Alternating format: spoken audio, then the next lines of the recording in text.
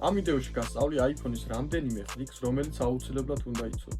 პირველი ეს არის კლავიატურაზე ხმის და ჰეპტიკ ფუნქციის ჩართვა, რომელიც წერის დროს ძალიან სასიამოვნო შეგრძნებას იძლევა.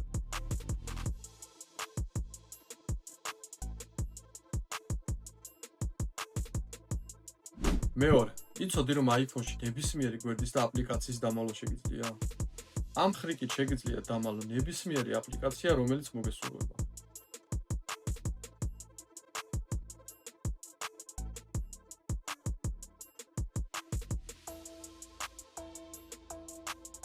და მესამე, იცოდი რომ Safari-დან ნებისმიერი ვებსაიტი შეგიძლია დააშაბლონო და მისი აპლიკაციის ვიზუალი.